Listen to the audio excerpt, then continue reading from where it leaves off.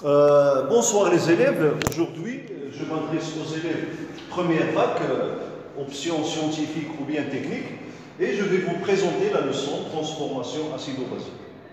Bon, le plan de cette leçon, tout d'abord, on va définir ce que ça veut dire un acide et une base, puis on va définir le couple acide-base, on va parler des transformations acido-basiques, et on va donner un exemple des indicateurs colorés. Bon, on va commencer par définir ce que ça veut dire acide et base. Alors, il y a plusieurs théories qui définissent l'acide et base, et parmi eux, ça veut dire la plus utilisée, c'est la théorie de Bronsted. Alors, Bronsted a défini les acides et les bases, comme on va voir. On va commencer par acide. Alors, premièrement, acide. Selon Bronsted.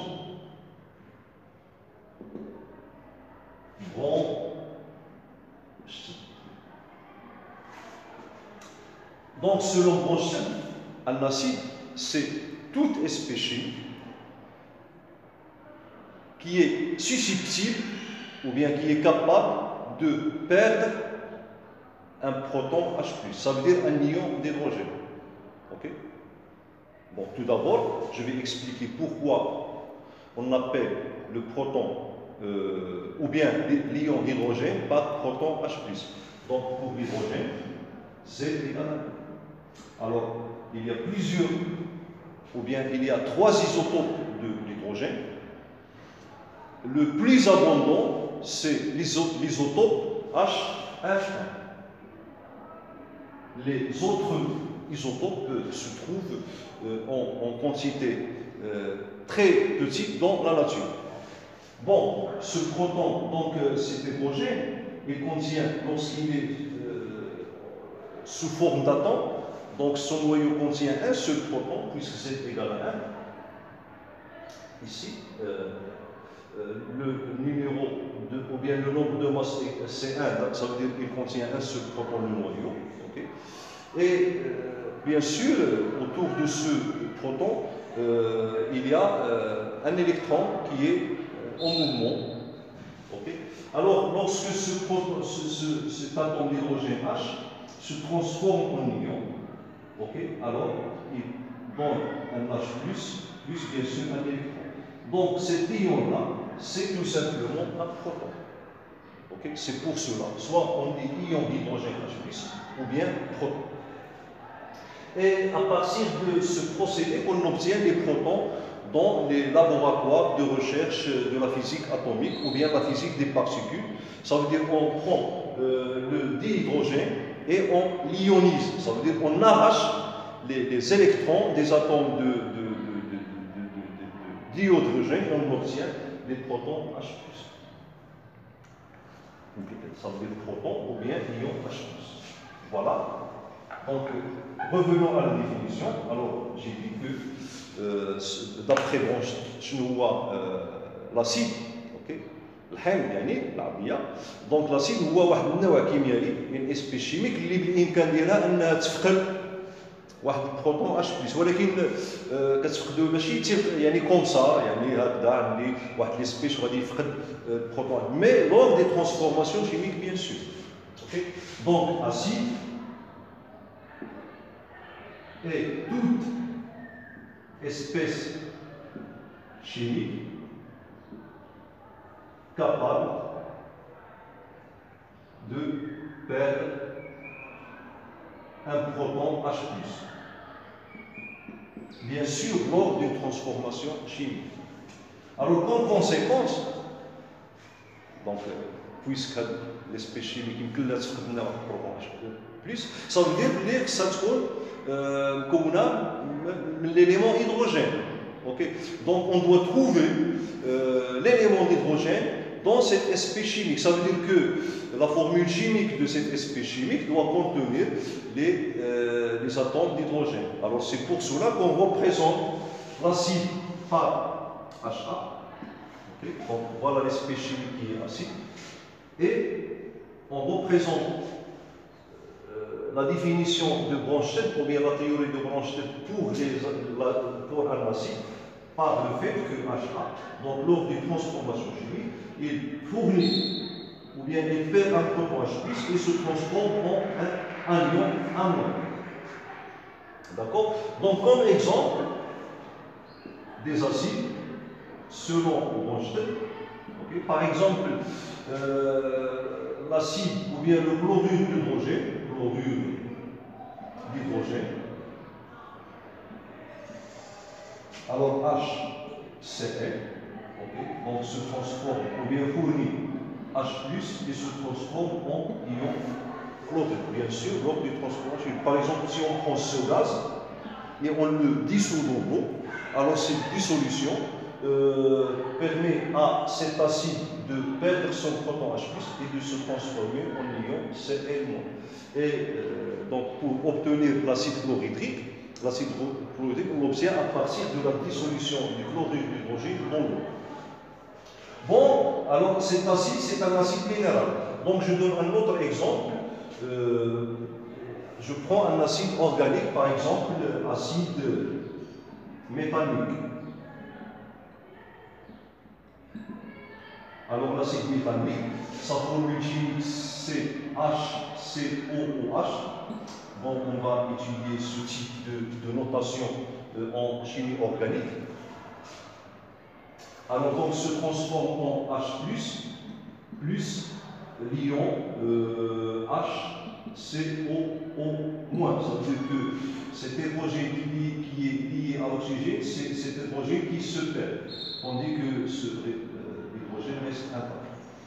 Bon, voilà, donc ça c'est un ion appelé ion méthanique.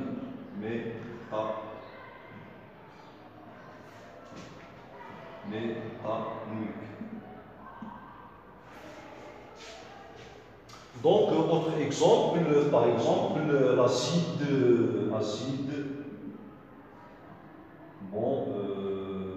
benzoïque, par exemple, acide benzoïque.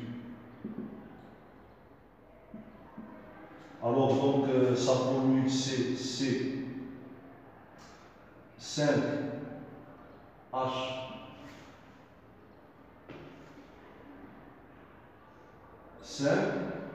ok, COOH.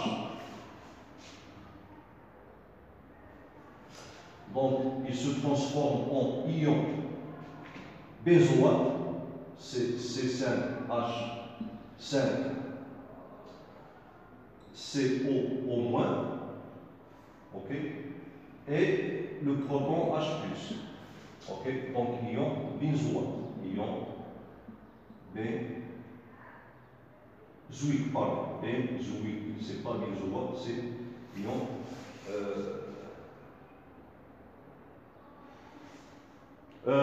Alors pardonnez-moi, pour le nom, c'est effectivement c'est benzoate, c'est pas benzoïque, ok, c'est benzoate. Voilà. Et même chose ici, c'est pas ion méthanoïque, mais c'est ion méthanoate.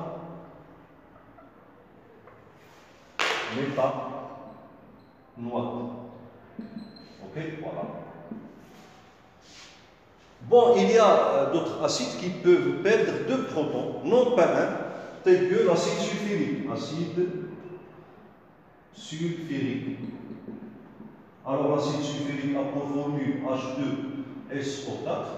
Il peut perdre 2 protons en même temps et on obtient l'ion 2H+, plus SO4 2-. Et c'est l'ion sulfate. Ok. Voilà donc pour la théorie de Bronsted pour les acides. Voyons voir maintenant la théorie de Bronsted pour les bases. C'est petit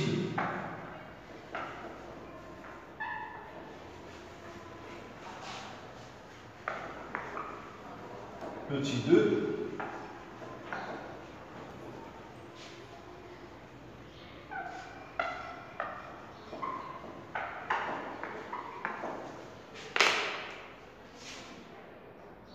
Voilà, donc théorie de Bronsted pour les bases. Théorie de Bronsted pour les bases. Alors donc, une base, c'est une espèce chimique capable de fixer un proton H+. Okay? Donc c'est l'inverse pour les acides. Les acides, donc, ils fournissent les protons H+, tandis que les bases fixent, ça veut dire captent ces protons H+, et les fixent. Okay? Donc la base, il y a une espèce chimique qui يمكن ديرها انها تثبت او تكتسب un proton H+. Okay? Donc base, toute espèce chimique, la base, et toute espèce chimique, donc capable de fixer ou bien de capter un proton H+. Ok? Alors donc la base ne doit pas nécessairement avoir l'élément chimique hydrogène. Okay? Donc c'est pour cela que je vais noter la base par B. Donc d'après Bronsted, B, il est capable de capter un proton H+ pour se transformer en quoi? En bien sûr ion BH+. Ou bien, donc, si B est un ion, on peut avoir ici une espèce chimique neutre, pas forcément ion. Alors on a ici mais plus pour conserver la charge électrique, tout simplement. Ok, je vais donner un exemple.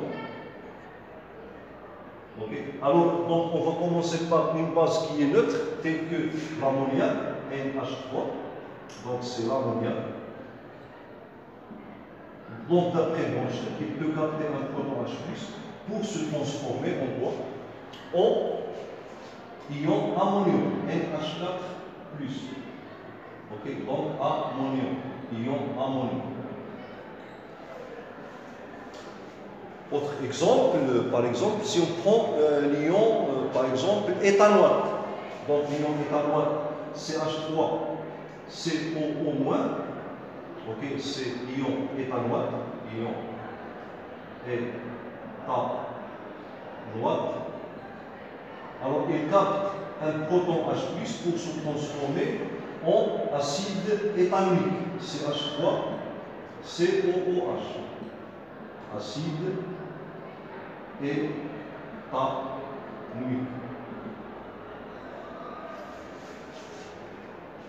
Bon, je peux donner d'autres exemples, mais ce n'est pas la peine. On va les voir plus tard. Bon, voilà, alors, petit 2, théorie de Bronsted pour les bases. Bon, maintenant, petit 3.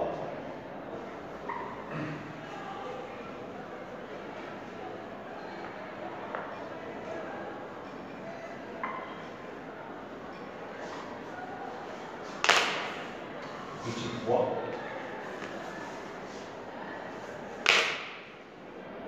Alors je vais expliquer ce qu'on va écrire et puis on va écrire le titre. Okay? Donc le sujet de petit 3, je vais l'expliquer tout d'abord.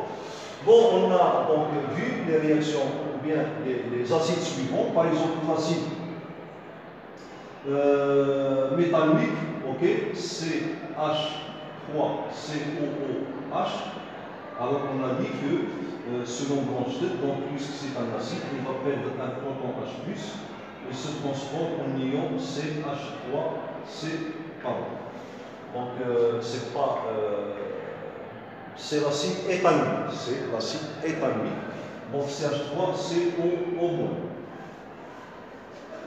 Et puis on a vu par exemple la base qui est l'ammoniac, NH3, donc peut capter le proton H+, plus H+, okay, pour se transformer en ion ammonium, NH3 et H4+.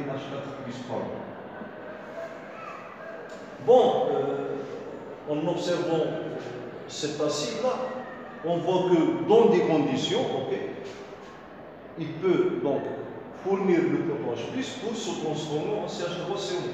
Et CH3CO- c'est une base. Et exactement, c'est la base conjuguée de cet acide. C'est une base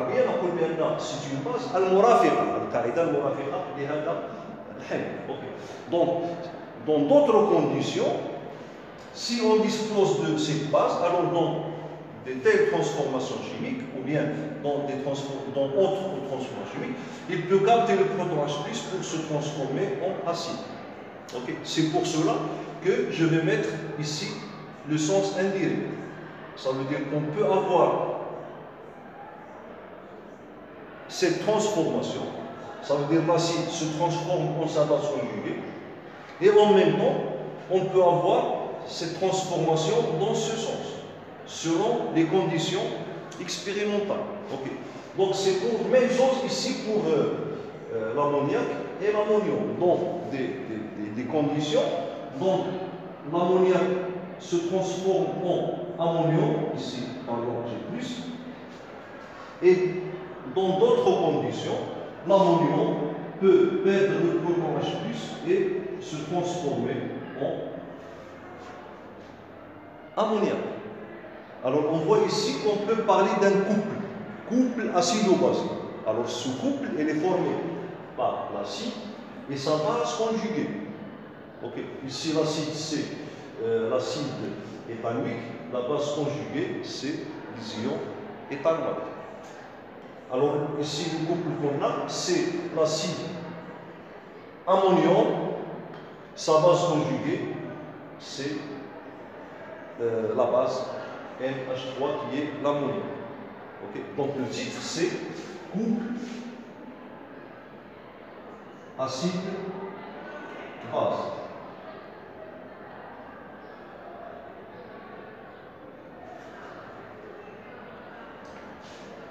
Donc, alors, en général, on a l'acide HA. Ok. Donc ici je vais écrire HA.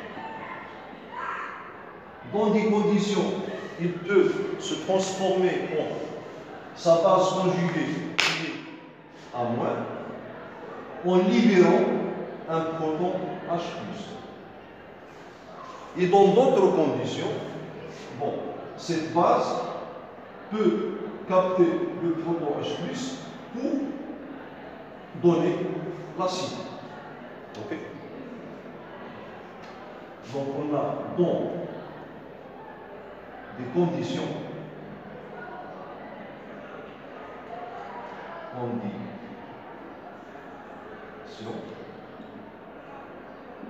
donc HA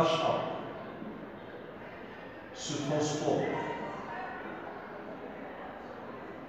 en A-.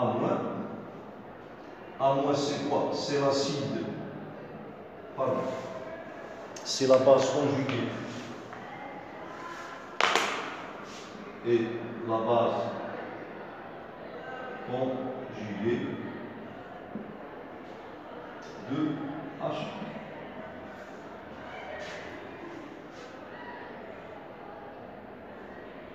Dans d'autres conditions,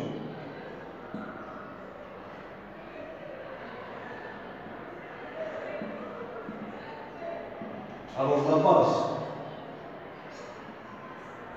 A- se transforme en HA. Alors dans ce cas, HA est l'acide conjugué.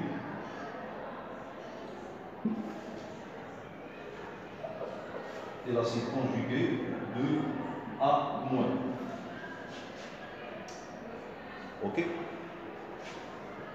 Ainsi, les espèces HA et A- forment quoi? Ils forment tout simplement un couple. Un couple noté HA. Donc je commence toujours par ici. A-, la base conjuguée. Okay. Forme un couple noté.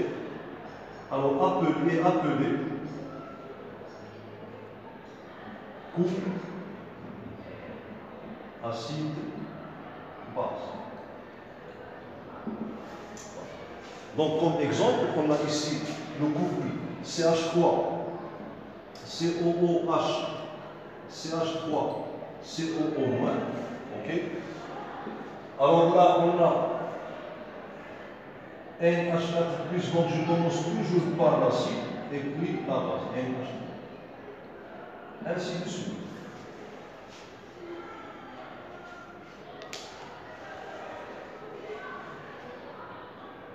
Alors, maintenant, on va parler des couples acido-basiques de l'eau.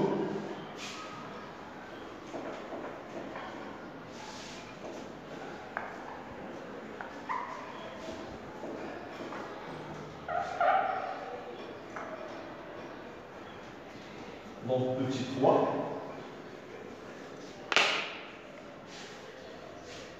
Couple acido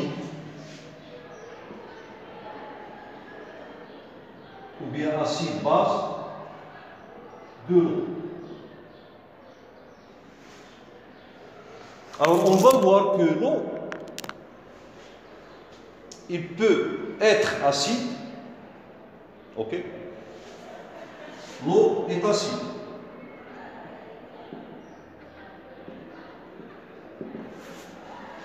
Alors, donc, l'eau est acide, donc d'après Bronsted, H2O, c'est un acide, ok? Alors, il doit perdre un proton H+,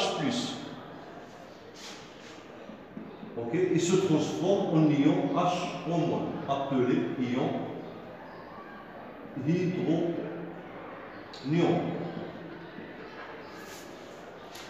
Donc le couple ici mis en jeu, c'est H2O, H-.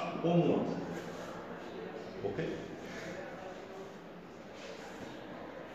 Alors, l'eau peut se comporter comme base. Donc, si l'eau est base, alors H2O, d'après Bronsted, donc il va fixer un proton H+, pour se transformer en quoi? En H3O+. Alors H3O+, c'est un acide. Okay? Donc cet ion est appelé ion oxonium. Et le couple mis en jeu ici, c'est quoi? C'est le couple H3O+, H2O. Okay? Donc on a ici le couple où l'eau joue le rôle d'un acide, c'est le couple H2O, H-, et la base conjuguée de l'eau, c'est H-. Ici, l'eau joue le rôle de la base, alors son acide conjugué, c'est H3O+, c'est les ions oxonium.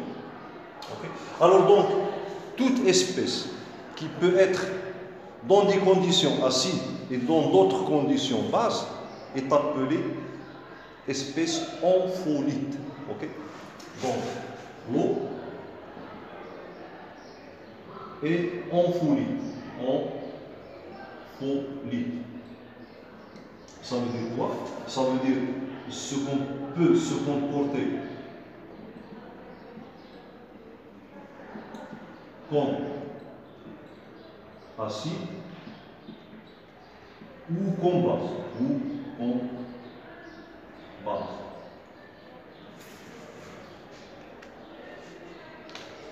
Alors, il y a des espèces chimiques qui ont la même propriété que l'eau, qui sont des ampholytes. Bon, maintenant, voilà, donc on va parler des transformations acido-basiques. Toujours d'après la théorie de Bronsted.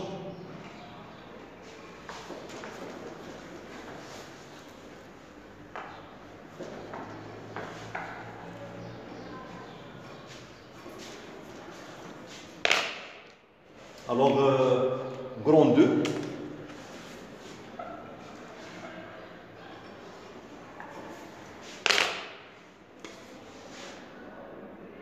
Grand 2. de transformation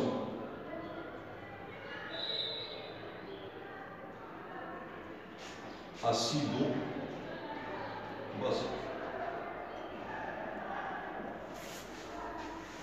Alors, on doit définir la transformation acido-basique selon Bronsted. Donc, premièrement, théorie de Bronsted. Bien sûr, pour la transformation acido-basique. Donc, selon Bronsted, c'est quoi une transformation acido-basique? Okay. Alors, je vais donner un exemple. Par exemple, supposons qu'on a l'acide éthanoïque, okay, qui réagit avec l'ammoniac qui est une base. Okay. Donc, voilà, c'est un exemple. Okay. Donc, on a l'acide éthanoïque, ou bien éthanoïque CH3. COOH, alors qui va réagir avec quoi? Avec l'ammoniac qui est une base. Donc acide, et là j'ai une base. Donc ce qui va se passer, c'est que il y aura un transfert de proton H+ de l'acide vers la base. Donc ce proton H+ va se libérer de cet acide et va se fixer sur la base. Et on obtient CH3, COO-. Donc cet acide a perdu son proton, il s'est transformé en ion éthanoate, et ce proton-là va se fixer sur l'ammoniac pour donner ion ammonium, NH4+. Donc on voit bien qu'il y a un transfert de proton H+, de l'acide vers la base. Alors, c'est une réaction acido-basique. Okay. Donc, selon Bronsted, c'est quoi une réaction ou bien une transformation acido-basique? C'est une transformation au cours de laquelle il y a un transfert de protons d'un acide, vers la base. Donc, d'un acide, okay, d'un couple vers la base d'un autre couple. Ok, peut-être هادو ما دايرينش دايره مقلوبين، ok معليش هادو كنستعملهم غير comme microphone pour enregistrer le son en audio pour que le son soit clair, c'est tout simple. Voilà. معليش, ok. Alors, donc, j'ai dit que, donc, selon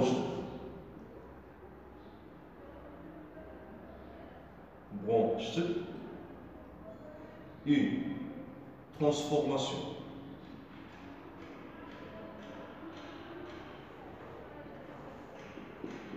acide-base est une transformation au cours de laquelle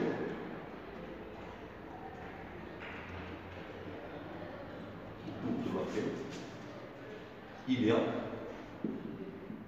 ou bien il se produit, ou bien il s'effectue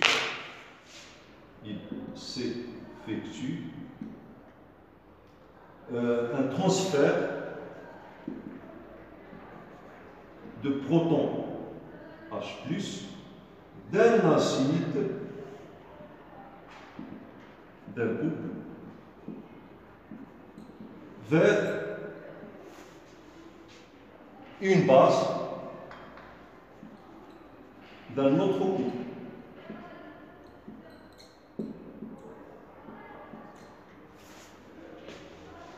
Donc on peut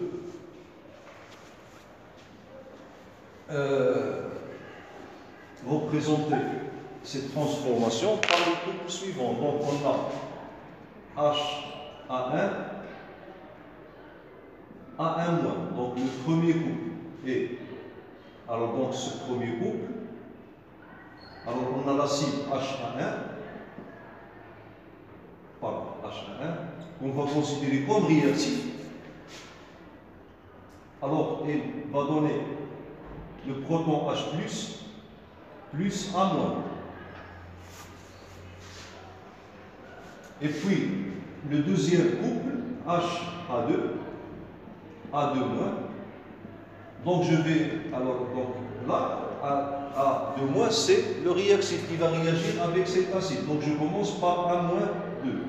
Donc, il va capter ce proton H+, libéré par cet acide, pour se transformer en A2H. Et ainsi, on a l'équation globale de la réaction est la suivante. Donc, HA1 plus A2-. Alors ici, proton H+ ne reste plus parce que le proton H+ se transforme, ou bien le transfert du proton se fait directement de l'acide vers la base. Donc, dans la solution, on ne peut pas avoir des protons H+ libres. Okay? Donc, le proton va se libérer de cet acide pour se fixer sur cette base pour avoir. Donc l'acide va se transformer en 1-, tandis que la base va se transformer en A2H. Donc j'ai déjà donné un exemple. Okay? Donc petit 2, exemple. Alors par exemple, donc on peut avoir la réaction acido-basique entre, bon, par exemple, la dissolution, par exemple, de l'acide méthanoïque dans l'eau. Alors HCOOH plus H2O.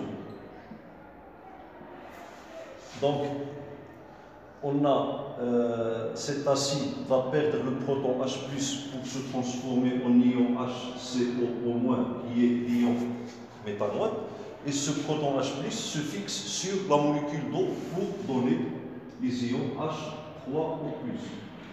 Alors là, c'est une transformation acido-basique. Et on va voir plus tard que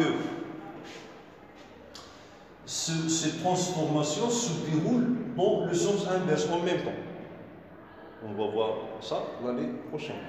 Alors pour cette année, donc je me contente de cette direction, ou bien de ce sens uniquement, okay? Parce que dans d'autres conditions, c'est pas dans d'autres conditions, mais en même temps, cet acide-là, lorsqu'il se transforme en sa base conjuguée, alors dès qu'il y a formation de cette base, il commence à réagir avec H3O+, pour donner H2O et HCOH. Ça veut dire quoi? Ça veut dire que la dissolution de HCOH n'est pas totale.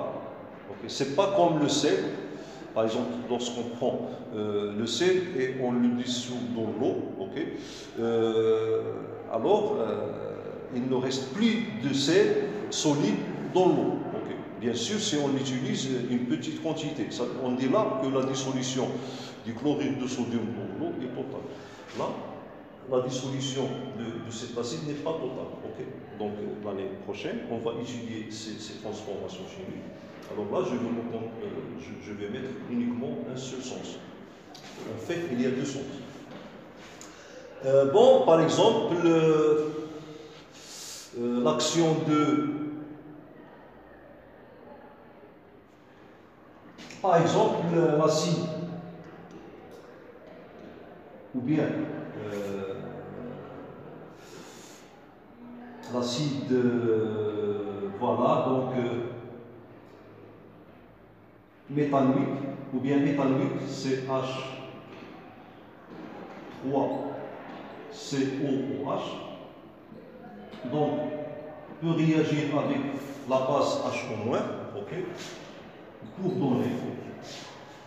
Donc cet acide va perdre son proton H+, il se transforme en ion CH3COO-, plus l'eau, H2O. Okay. Alors là, j'ai le couple.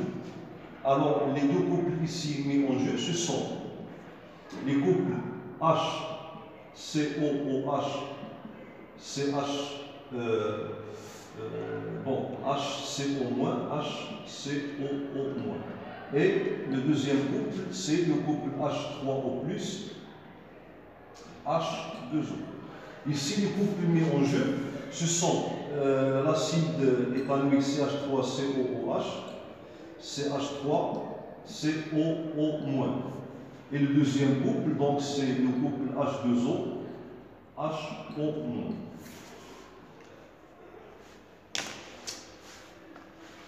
Bon, il nous reste une dernière paragraphe. Ok, je vais parler des indicateurs colorés. Bien sûr, un indicateur coloré acido-basique, parce qu'il y a différents types d'indicateurs colorés.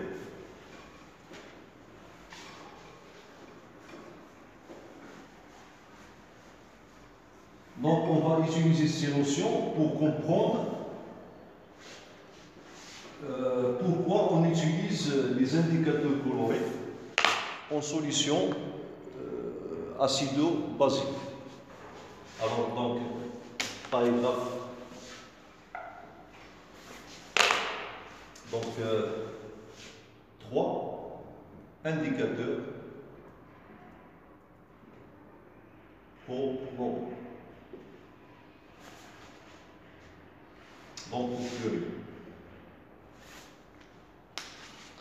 Alors, vous savez que si on prend par exemple l'indicateur coloré, le bleu de bromothymol, qu'on note par BBT,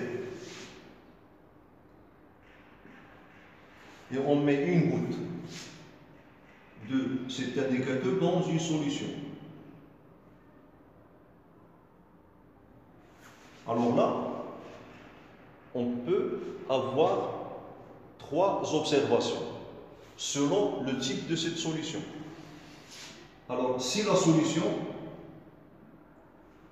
alors voilà, on a une solution que je vais noter par S. Alors, si S est acide. Alors, dès qu'on ajoute une goutte ou bien quelques gouttes de bleu de bromothymol dans cette solution, la solution prend une teinte jaune. Okay. Donc, après ajout de BBT, on obtient teinte jaune. Si S est neutre, ça veut dire qu'il n'est ni acide ni basique. Comme par exemple, si on prend le chlorure de sodium et on le distille dans l'eau, distillé bien sûr, alors la solution qu'on obtient est une solution neutre. Alors dans ce cas, la solution va prendre une teinte appelée teinte sensible. Teinte sensible, qui est verte. Okay. Tandis que si la solution est basique, alors la teinte qu'on obtient est une teinte bleue. Alors nous, ce qu'on va expliquer dans cette paragraphe, alors pourquoi cet indicateur, lorsqu'on l'ajoute à une solution acide, la solution prend la teinte jaune, s'il est neutre vert et s'il est basique bleu. On va comprendre comment le processus qui se produit dans la solution, okay, dès l'ajout d'une goutte ou bien de quelques gouttes d'un indicateur coloré, et pourquoi on a ces variations de teinte. Okay. C'est ce qu'on va comprendre après cette petite paragraphe. Donc tout d'abord, on doit définir ce que ça veut dire un. Donc j'ai donné moi l'exemple de bleu de bromothymol. Okay. Donc il y a d'autres indicateurs colorés comme le phénolphtaline, okay. L'hélianthine. Donc il y a plusieurs indicateurs colorés. Donc indicateur coloré, normalement je dois terminer le titre acido-basique. Acido-basique. Alors, tout d'abord, définition. petit 1. Définition.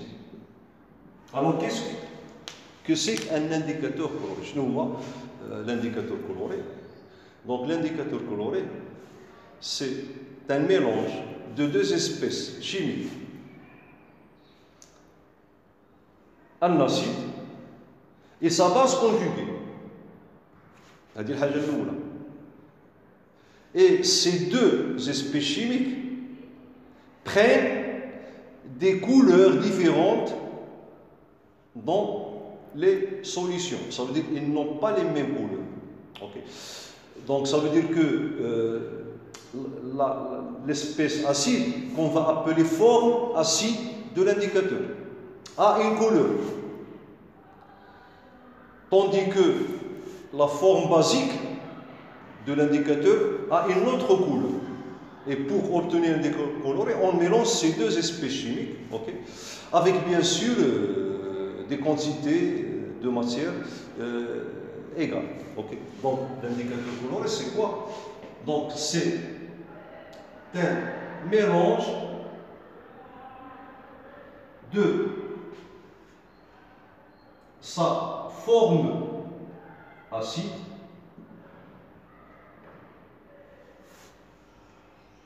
sa forme acide, ça veut dire un acide, ok, de sa forme acide et sa forme basique. Sachant que cette forme basique est la base conjuguée de la forme acide. Okay. Donc c'est un mélange de sa forme acide et sa forme basique. Alors la forme acide, on va le noter par H, I, N, D. Donc I, N, D, ça veut dire l'indicateur. Et de sa forme basique, I, N, D, moins. Ok. Sachant que I, N, D, moins est la base conjuguée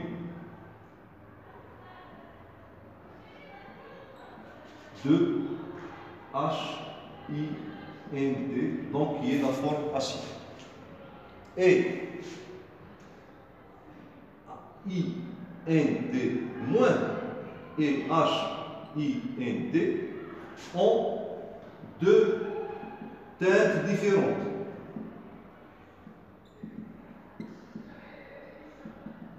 Alors, s'ils sont incolores, les deux, donc on ne peut pas avoir un indicateur coloré, parce que l'indicateur coloré, il nous indique la nature de la solution à partir de la teinte qu'il prend dans la solution. Donc je signe sur teintes différentes. Voilà. Okay. Donc voilà la définition de l'indicateur coloré.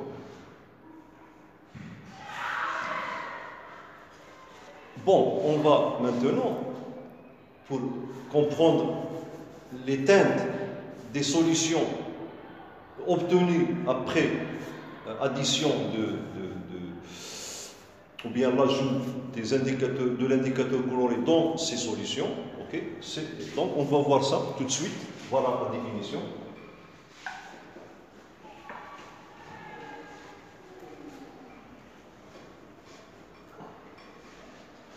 Donc, petit 2, on va voir le comportement, petit 2, comportement d'un indicateur dans une solution.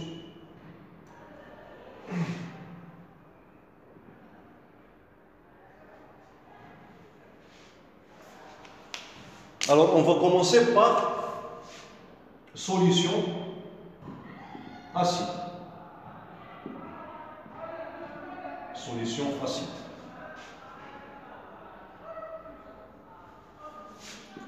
Donc, ce qu'on va faire, on ajoute une goutte ou bien quelques gouttes de l'indicateur coloré à cette solution.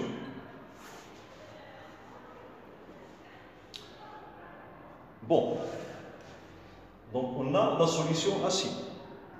Donc lorsqu'on dit la solution acide, c'est-à-dire il est formé de l'espèce chimique HA. Ça veut dire que la concentration de l'espèce chimique HA est supérieure à celle de l'espèce chimique A-. Okay? Donc solution acide. Donc ici je dois écrire que la concentration de HA, okay, est supérieure à la concentration de A-.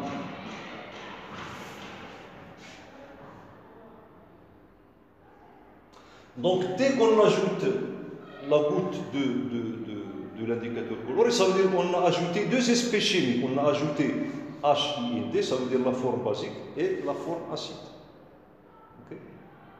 Donc ce qui va se passer est que la forme basique de l'indicateur va réagir avec l'acide HA. Donc on ajoute quelques gouttes de l'indicateur coloré à cette solution. Alors l'acide va réagir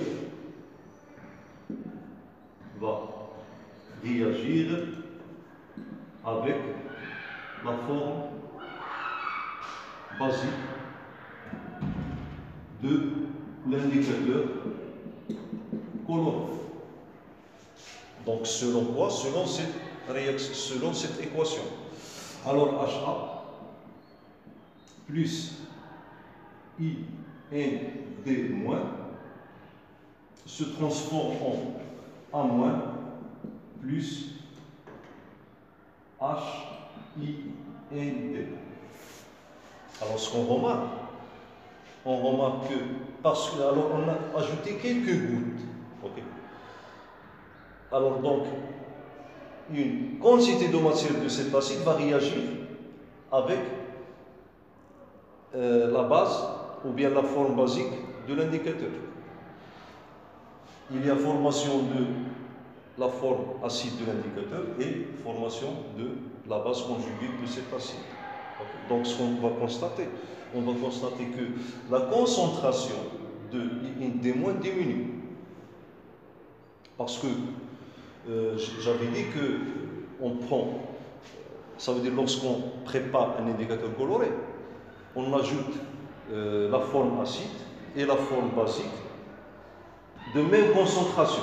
Donc la goutte, okay, ou bien les gouttes qu'on ajoute de l'indicateur contient les mêmes quantités de matière de IND- et HIND. Et du coup, okay, il y a une transformation chimique qui diminue la concentration de IND- et augmente la concentration de HIND. Okay. Alors, dans ce cas, la solution va prendre quelle teinte? Elle va prendre bien sûr la teinte de la forme acide. Pourquoi? Parce que la forme acide est prédominante. Okay? يعني ملي كندير واحد القطره ديال l'indicateur coloré, يعني راحنا كنديروا la même quantité de matière ديال la forme acide et la forme basique. La forme acide, la forme basique, il va réagir avec l'acide. Okay? Ça veut dire que les concentrations de la forme basique diminuent.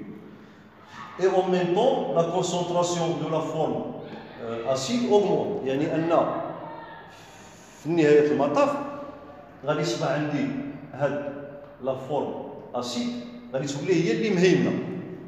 وبالتالي il va imposer sa teinte à la solution. Okay? Et on va voir, ça veut dire la solution va apparaître la teinte de la forme acide. Okay? Donc,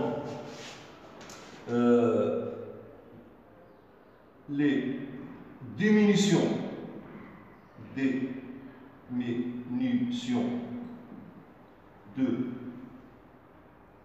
la concentration de IND- et augmentation de la concentration de HA. Par conséquent,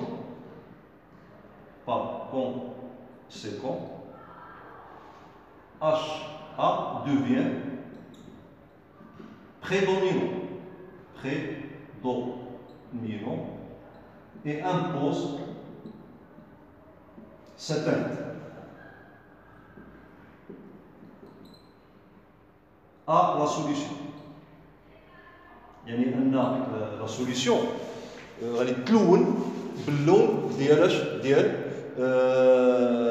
la forme acide. اوكي يعني أن ملي كان عندي واحد لا سوليسيون مجهوله une solution inconnue, je ne sais pas sa nature, est-ce qu'il est acide ou bien basique. Okay? Donc je peux utiliser un indicateur coloré pour savoir sa nature. Okay? Donc si j'ajoute une goutte de cet indicateur coloré de la solution et je vois que la solution prend la teinte de la forme acide de l'indicateur, j'en déduis que la solution est acide. C'est pour le cas de Beaumont-Timon. Okay. Voilà, alors dans l'autre cas, donc si on prend une solution basique, ça veut dire que la concentration de l'acide est inférieure à la concentration de sa base conjuguée. On ajoute quelques gouttes de l'indicateur coloré à cette solution, alors l'acide, alors dans ce cas, ce n'est pas l'acide qui va réagir, parce que l'acide se trouve en faible quantité de matière. C'est la base qui va réagir. Donc, alors la base va réagir avec la forme acide de l'indicateur cette fois-ci. La forme acide de l'indicateur coloré. Alors, donc, l'équation est la suivante. Alors, ici, on a la base, à moins. Donc, va réagir avec la forme acide de l'indicateur coloré pour donner l'acide HA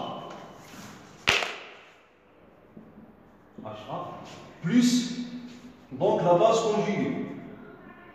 Et ce qu'on voit, on voit que il y a diminution ou bien augmentation de la forme basique, ça veut dire la concentration de la forme basique, okay, et diminution de la concentration de la forme acide. Okay. Donc par conséquent, alors HA, c'est pas HA cette fois-ci, c'est, alors ici, pardonnez-moi, il fallait écrire HIID-.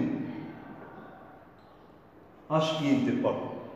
Donc, je dis qu'on a d'abord, IND- devient prédominant.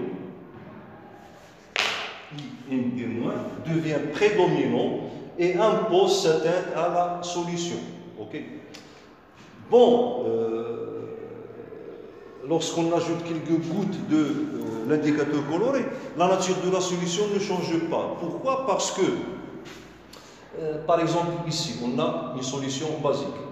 Alors, on a ajouté quelques gouttes. Ça veut dire que la base qui se trouve dans la solution, la quantité de matière qui va réagir de cette base, c'est une matière négligeable devant la quantité de matière de la base présente dans la solution.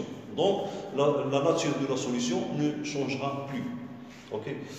Bon, voilà, c'est tout pour cette leçon. Alors, merci pour votre attention et à la prochaine leçon.